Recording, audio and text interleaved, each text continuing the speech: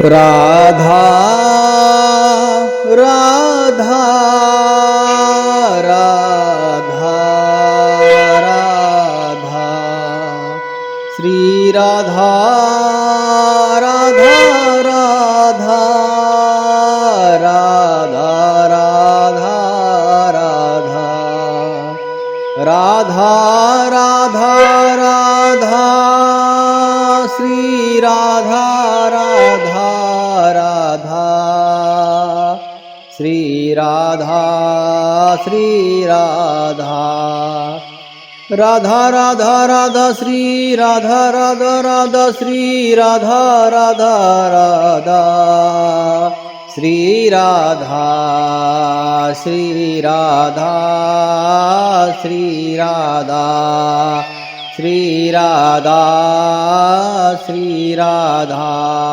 राधा राधा राधा श्री राधा श्री राधा श्री राधा श्री राधा श्री राधा श्री राधा। श्रीमद् भागवत महापुराण का महात्म जब सनकादि ऋषियों ने बताया नारद जी को, हमारे शास्त्रों में पंच महापाप कहा गया है, जिसका क्षमा कोई भी तीर्थाटन, कोई भी उपनिषद पाठ, जप तप नियम जो भी है करने से इस पंच महापाप से जो है छुटकारा नहीं होता है। वह भी श्रीमद् भागवत महापुराण का सप्ताह कथा यज्ञ अगर करवाता है तो उससे भी छुटकारा उसको हो जाता है, सनकादियों ने बताया है। तो निश्चय ही इसमें कोई संशय की बात नहीं है। वह जो है पंच महापाप कौन कौन से हैं? मदिरा पान करना, ब्रह्म हत्या करना, स्वर्ण की चोरी करना, स्त्री गमन करना, पर स्त्री गमन और विश्वासघात करना, ये जो है पंच महापाप है। पंचोग्र पापास छलस दकारिण्याः पुराः पिशाचाः एव निर्दयाश्चिगे ब्रह्म स्वपुष्टा व्यभिचारकारिणाः सप्ताह यज्ञेन कलौ पुनन्ति ते। सप्ताह यज्ञ से ये पंच महापापों का भी हम लोग का समाधान हो जाता है। तो इससे बड़ा कुछ भी नहीं है, श्रीमद् भागवत महापुराण से बड़ा कुछ भी नहीं है, श्रीमद् भागवत महापुराण से बड़ा कुछ भी नहीं है। ठीक है, इसको दिमाग में डालना बहुत जरूरी है। कलयुग में यत् फलम नास्ति तपसाह न योगेन न समाधिना तत्फलम लभते सम्यक कलौ केशव। भगवान श्री कृष्ण के कीर्तन, भजन, श्रवणात्, कीर्तनात्, दर्शनात्, पाद सेवनम, जो भी भक्ति के नौधा लक्षण है, सब कुछ भगवान श्री कृष्ण का ही हो। श्रवण करना है, चिंतन करना है, भजन करना है, सब कुछ भगवान श्री कृष्ण के, उनको जो अच्छा लगता है, ठीक है, उनके लिए ही करना है। खाना में क्या खाना है? जो भी भगवान श्री कृष्ण को अच्छा लगता है, आज ये बनेगा, आज हम ये भगवान को भोग लगाएंगे, ऐसा भावना ये भावना नहीं होना चाहिए कि आज हम ये खाएंगे, हमारे लिए नहीं, आज भगवान श्री कृष्ण को ये भोग लगाएंगे। तो गुरुजन सत्संग ऐसे ही कहते हैं, संत लोग ऐसे ही कहते हैं, सारी भावना भगवान को समर्पित करना चाहिए। सर्वधर्मान परित्यज्य माम एकम शरणम व्रज, सब कुछ छोड़ करके मेरी शरण में अहम तम सर्व पापेभ्यो मोक्षयसाम। जो भी अभी तुलसीदास के रामचरितमानस में भी आया है और यहाँ पर भी गीता में भी श्री कृष्ण भगवान ने बोला है, मन वाणी और कर्म, मनसा वाचा कर्मणा, मन से, वाणी से, कर्म से जो भी भगवान के प्रति समर्पण होता है, करता है, उसके हृदय में मैं निवास करता हूँ। जो मन से भी चिंतन जो कर रहा है भगवान का कर रहा है, बोल रहा है भगवान के बारे में बोल रहा है, सुमिरन कर रहा है, उनका ही नाम ले रहा है, कर्म जो कर रहा है भगवान को समर्पित करते हुए कर रहा है, बस उसके हृदय में भगवान निवास करते हैं, इसमें कोई भी संशय नहीं है। सभय पुंसाम परो धर्म, परो धर्म, ये पर धर्म यही है, भक्ति यतो भक्ति रथोच्चते, बिना कोई हेतु के ये भावना नहीं होना चाहिए कि हमको ये मिलेगा, मेरा बेटा पास हो जाएगा तभी हम भगवान की पूजा करेंगे, या फिर पूजा कर रहे हैं भगवान हमको जो है अमुक अमुक सामान दे देना, ये अवस्था दे देना, पैसा दे देना, फ्लैट दे देना, तो ये तो हो गया बिजनेस। तो भगवान की भक्ति नहीं हुई है, ये तो व्यापार हो गया। मैं तुम्हारी पूजा कर रहा हूँ, आप और उसके बदले में कुछ दे रहे हो, तो ये जो है बिजनेस हो गया, इसको भक्ति नहीं बोल सकते। तो भक्ति करना है, बिजनेस नहीं करना है। ठीक है, ठीक है। तो आगे चलते हैं। जो भी दुष्ट आग्रह पूर्वक सदा मन, वाणी और शरीर से पाप करते हैं, दूसरे के धन से भी पुष्ट होते हैं, मलिन मन होते हैं, दुष्ट हृदय वाले होते हैं, वो भी कलयुग में सप्ताह यज्ञ से पवित्र हो जाते हैं। सनकादियों ने नारद जी को बताया, और यह पूरा जो है प्रवचन मनुष्यों के कल्याण के लिए है। नारद जी भी भगवान के ही अवतार हैं, सनकादि भी भगवान के ही अवतार हैं, श्रोता भी भगवान के अवतार हैं, वक्ता भी भगवान के ही अवतार हैं, और जिसके बारे में हम लोग सुन रहे हैं वो स्वयं भगवान ही हैं। तो सब कुछ यहाँ पे भगवान क्यों कर रहे हैं, कुछ ज़रूरत नहीं है, केवल मनुष्यों के कल्याण के लिए, कि इतिहास में भविष्य में कभी भी मनुष्य ये पुराण उठा करके देखेंगे तो उससे तस्मात् शास्त्रम प्रमाणन्ते कार्य कार्यो व्यवस्थितो, ये शास्त्र ही प्रमाण होते हैं कि किस प्रकार के कार्य करना चाहिए, किस प्रकार के कार्य नहीं करना चाहिए, किस कार्य से भगवान प्रसन्न होते हैं और कौन से कार्य जो है अधर्म होता है, भगवान नाराज होते हैं। ठीक है, नाराज मतलब कि वो कार्य करोगे तो तुमको नरक मिलेगा। ठीक है, नाराज भगवान कुछ भी नहीं होते, सारे कार्यों का विधान है, भगवान को कुछ फर्क नहीं है, नियम बना दिए हैं भगवान। तो आप जैसा कर्म करोगे उसके अनुसार जो है फल मिलेगा। चोरी करोगे, अधर्म करोगे, किसी को मारोगे, तो निश्चय ही जो है आपको तरह तरह के क्लेश मिलेंगे। ठीक है, तो फिर भगवान को ही कोसोगे कि भगवान मुझे इस प्रकार का दंड क्यों मिल रहा है। ठीक है, तो ये सब कर्म के कहूँ न काहू को सुख दुख कर दाता, निज कृत कर्म भोग सब भ्राता। सब कुछ अपने अपने कर्म, सारे कार्यों का विधान भगवान ने वेद में, शास्त्रों में, उपनिषदों में, पुराणों में दे दिया है। तो जिस प्रकार का कोई भी प्राणी कर्म करता है उस प्रकार का उसको फल मिलता है, और कुछ भी नहीं है, कर्म फल। और अगर मुक्ति पाना है तो भक्ति रास्ते पर आना पड़ेगा, बिना कोई हेतु की, बिना कोई कारण के, बिना कोई प्रलोभन के। जो भगवान का नाम लेता है उसका ना तो पाप बनता है ना तो पुण्य बनता है, और सारे जो पूर्व के पाप हैं वह भी नष्ट हो जाते हैं। तो फिर मरने के बाद उसका लेखा जोखा अगर जो है चित्रगुप्त देखेंगे, हाँ सारे पाप तो नष्ट हो गए हैं, अब क्या कर्म किया है, अब इसने कुछ काम ही नहीं किया है, सारा काम तो नारायण को समर्पित कर दिया है, तो इसके अकाउंट में कुछ भी काम नहीं है, इसके अकाउंट का जो भी काम है नारायण वाले खाते में चला गया है।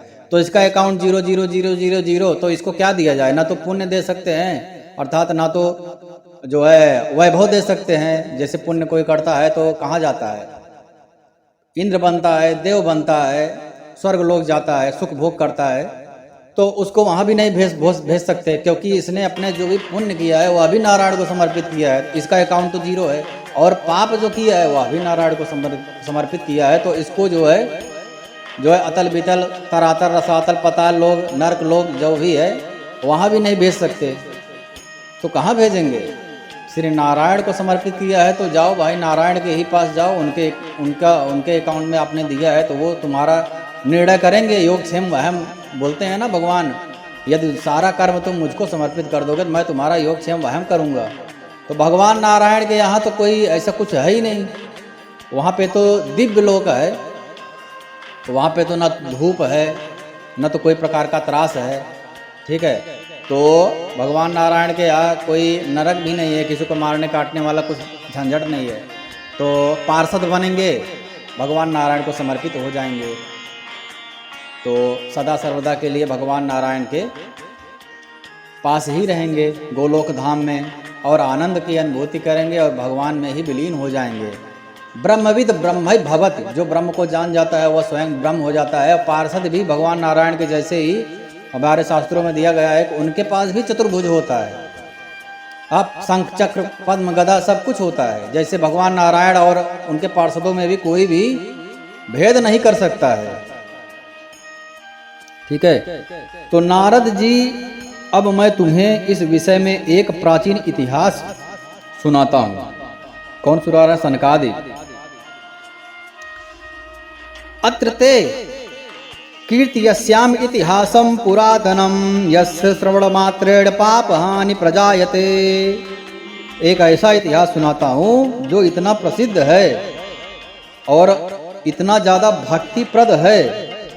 इसके श्रवण से, ये इतिहास के श्रवण से ही सारे पाप नष्ट हो जाएंगे और अभी कुछ पाप करने की आवश्यकता नहीं है। तो जो भी प्राणी इसको ध्यान पूर्वक सुनेगा उसके सारे पाप नष्ट हो जाएंगे। और अब से जो कर्म करेगा निश्चय कर ले कि मैं अब सब कुछ भगवान को समर्पित करूंगा, तो उसके खाते में कोई भी पाप न तो पुराना रहेगा न तो वर्तमान रहेगा, और सारा पाप सारा कर्म भगवान को समर्पित करेगा तो भविष्य में भी जो भी कर्म बनेंगे उसका भी कुछ इतिहास नहीं रहेगा।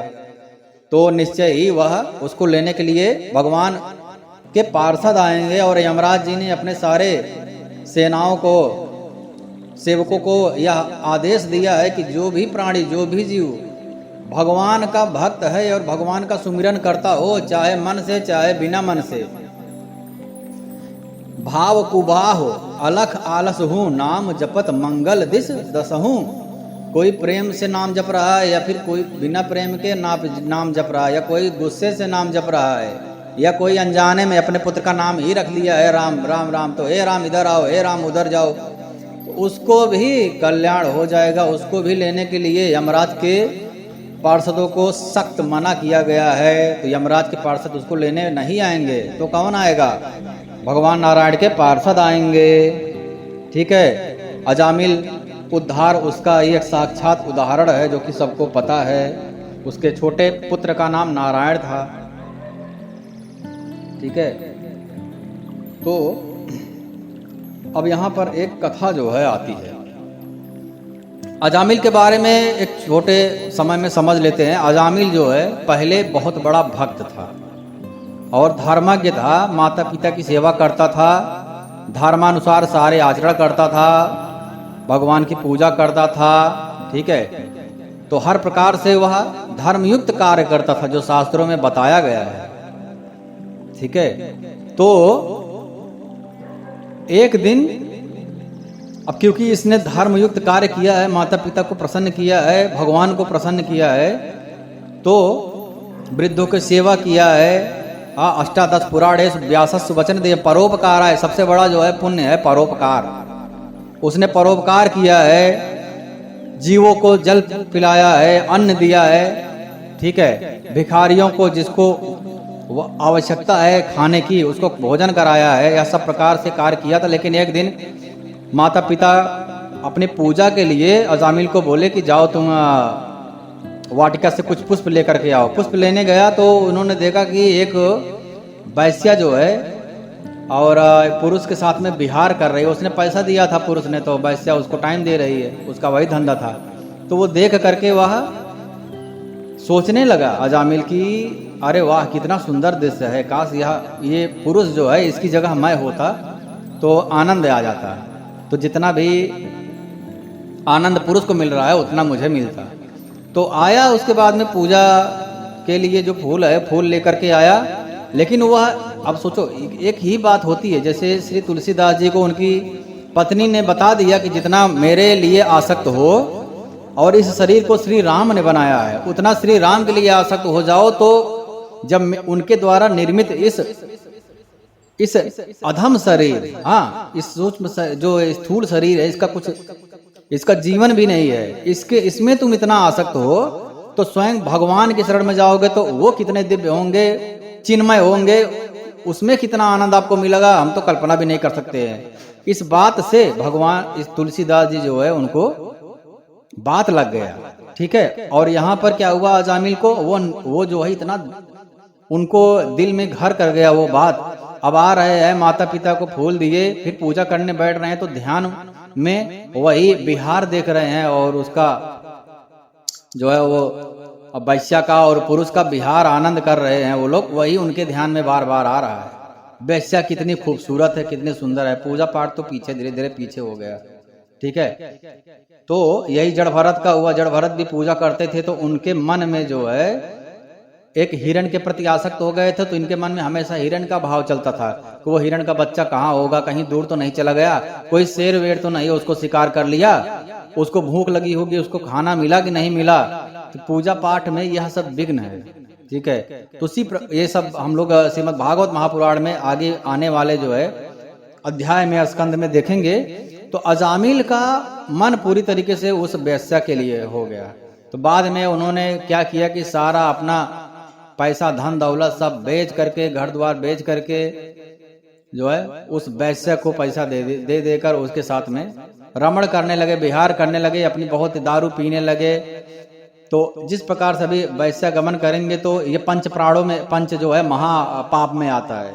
तो पाप इसीलिए नहीं है, उसके रास्ते में जाएंगे तो उसके प्रकाश से बुद्धि भ्रष्ट होती जाएगी और अनेक प्रकार के अधर्म आचरण जो है करना प्रारंभ कर देता है। माता पिता को मारना, यह सारा कार्य प्रारंभ हो जाता है। जो वृद्धों की सेवा करता था वही अब वृद्धों को छीन छीन के उससे पैसा लेके जो है जाता था और मारता था, पीटता था, चोरी करने लगा। पैसे की आवश्यकता जैसे बढ़ती गई, वो वैश्या और पैसा लाओ और पैसा लागो, तो घर का सारा पैसा देने के बाद में चोरी करता था। तो यह सब कार्य करने के बाद में जब कुछ संत आए उस गांव में और संतों ने बोला इस हम लोग थोड़ा ठहरना चाहते हैं, किसी से बात किया तो कोई अच्छा बताओ जो भक्त हो, माता पिता की सेवा करता हो और आचरण अच्छे हो, तो उसके यहाँ हम लोग जाकर रुके।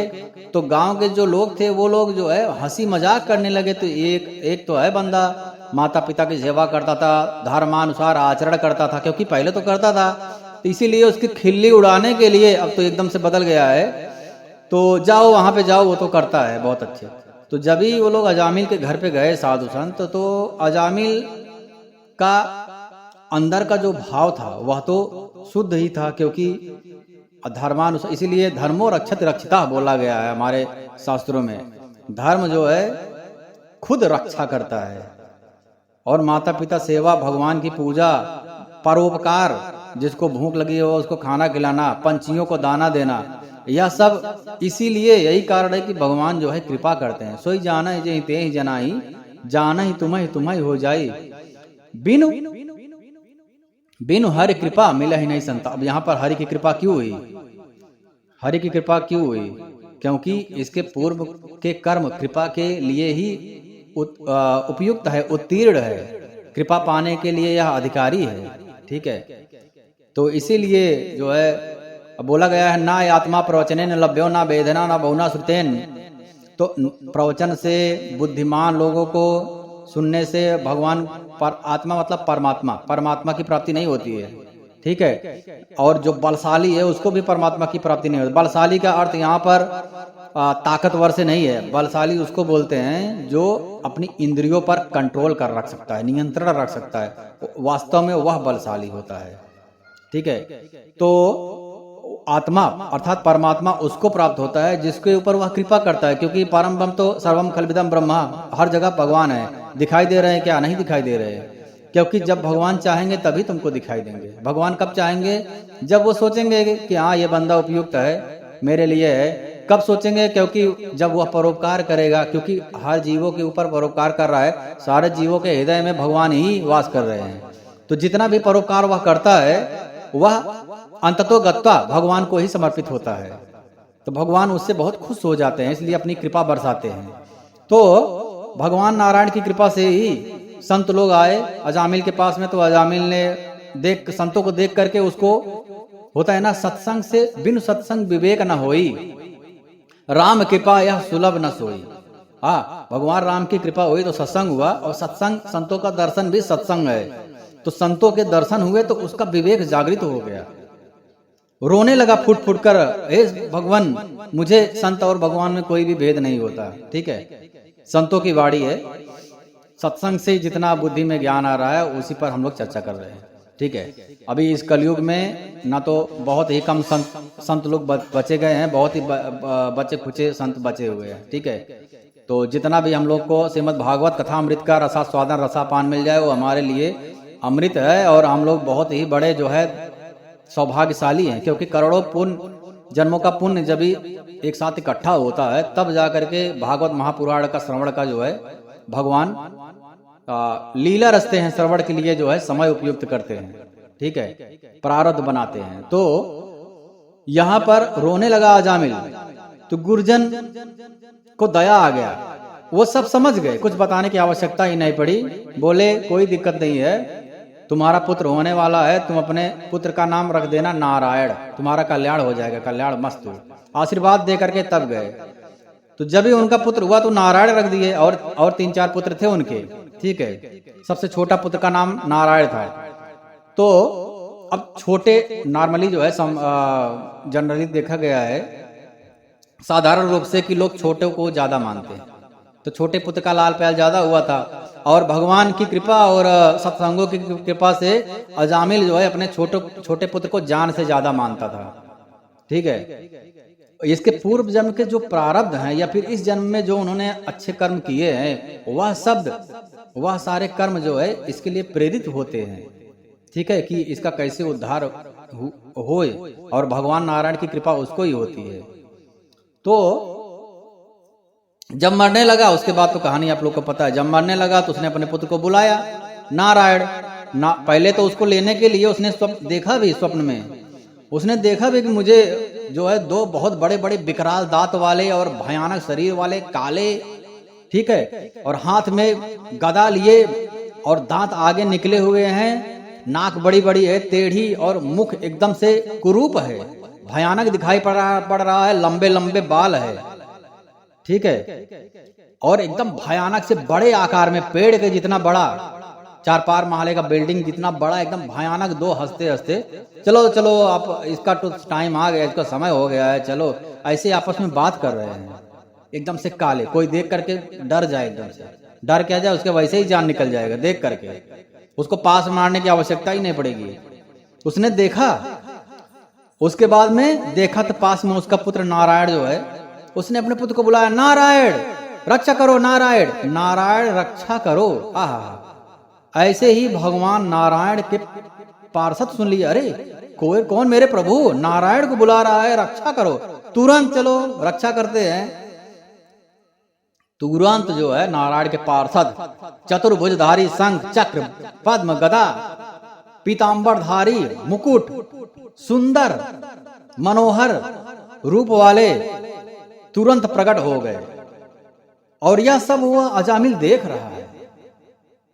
और कुछ भगवान नारायण के पार्षद में और धर्मराज जो है यमराज के 2 पार्षदों में बातचीत हो रहा है, अरे इसने नारायण का नाम लिया है, इसलिए तुम इसको नहीं ले जा सकते हो। तो वो लोग बोल रहे हैं, अरे नारायण इसका बेटा है, भगवान हरि थोड़ी है, उनका नाम ले रहा है। नहीं, भाव कुभाव अलग आलस हो, नाम जपत भाव में कुभाव में, ऐसे ही अनजाने में भी कोई अगर नाम ले रहा है उसका भी मंगल होता है। इसने नारायण का नाम लिया है ना, उतना ही पर्याप्त है। तुमको धर्म की परिभाषा नहीं पता है तो जाओ अपने प्रभु, अपने मालिक धर्मराज यमराज से धर्म के बारे में आप सुन करके आओ। आपको धर्म के बारे में पूर्ण रूप से ज्ञान नहीं है। बहुत ही बड़ा दोनों के बीच में संवाद हुआ है, भगवान नारायण के पार्षद और यमराज जी के पार्षदों में। तो अब जैसे उदाहरण है, जैसे पारस है, पारस को प्यार से छुआओ कोई लोहा तो क्या बन जाएगा, सोना बन जाएगा, ठीक है। अर्थात प्यार से अगर भक्ति भाव से नाम जप रहे हो तो सोना ही मिलेगा, ठीक है। तो उसका प्रभाव, उसका मतलब रिजल्ट मिलेगा हमको। और अगर बहुत गुस्से में हो, छुआ दो तो क्या वो जो सोना है, जो लोहा है वो सोना नहीं बनेगा क्या? तब भी वो सोना ही बनेगा, ठीक है। और यदि जा रहे हो गलती से, तुम्हारे हाथ से सोना जो है पारस में गलती से टकरा जाए अनजाने में, क्या बनेगा? वो तांबा बन जाएगा क्या? तब भी वो सोना ही बनेगा। इसलिए कोई भी भाव से यदि भगवान नारायण का जो है नाम है, उसका जो क्वालिटी है वह अगर ले रहे हो तो उसका जो है क्वालिटी क्या है, उसका परिणाम है आपको मुक्ति देना। तो मुक्ति वह देगा, उसका वह परिणाम ही है।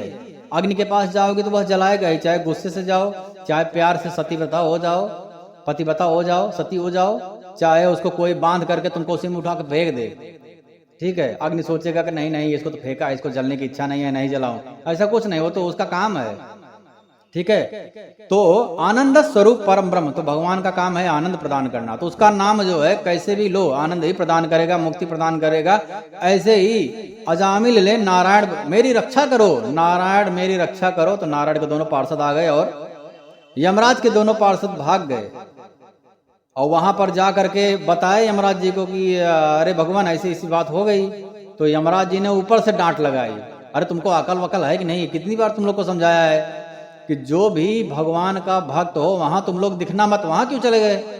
डांट ऊपर से लगाई, ठीक है। तो भगवान के नाम की महिमा बहुत बड़ी है और कैसे भी भगवान के प्रति भक्ति भावना रखना बहुत ही जरूरी है, ठीक है। तो उसके ही बारे में यह श्रीमद् भागवत कथा अमृत है। तो यह एक कहानी जो है नारद जी को सनकादि सुनाएंगे, जो कि ही बहुत ही जो है मुक्तिदायक है। मुक्तिदायक अर्थात पूर्व जो है पाप कृत्य है उसका नाश, और पाप ही जब नष्ट हो गया तो आपको मुक्ति प्रदान वैकुंठ धाम में वास। लेकिन उसके लिए शर्त यही है कि श्रद्धा और भक्ति के साथ में जो है सुनना जरूरी है। भाव का भूखा हूं मैं, भाव ही एक सार है, भाव से जो मुझको भजे उसका बेड़ा पार है। अन्न धन वस्त्र भूषण कुछ न मुझको चाहिए, आप हो जाओ मेरा पूर्ण या सत्कार है। मुझको ये सब जो चढ़ाते हैं ये सब एक ठीक है, ये भाव के लिए है, इससे भाव उत्पन्न हो। उसका मेन उद्देश्य यह है कि यह सब चढ़ाने से, नहाने धोने से एक भावना बने भगवान के प्रति पूजा करने का, समर्पण करने का, इसीलिए यह सब किया जाता है, विधान बनाया गया है, ठीक है। और भगवान को कुछ नहीं चाहिए, आप स्वयं हो। भगवान के पास एक चीज की कमी है, ठीक है। भगवान के पास सब कुछ, भगवान क्या है, भगवान के पास सब कुछ है, लेकिन एक चीज नहीं है। क्या नहीं है? प्रेम। प्रेम अर्थात जब तुम अपना प्रेम अपनी इच्छा से भगवान को दोगे तभी भगवान लेंगे, ठीक है। तो वही उनके पास नहीं है, इसके अलावा सब कुछ है, तो वही भगवान को चाहिए, ठीक है। तो अपनी इच्छा से भगवान को समर्पित करो अपना प्रेम। पायो जी मैंने राम रतन धन पायो, हमारो धन राधा श्री राधा, ठीक है। तो सबसे बड़ा धन है नाम संकीर्तन। तो आगे की जो कथा है वह अगले अध्याय, अगले टाइम में हम सुनेंगे, अगले प्रवचन में। बहुत ही सुंदर कथा है, इसके श्रवण से ही पाप मुक्ति और वैकुंठ धाम पक्का है। बस समर्पण रखना है बस। राधे राधे।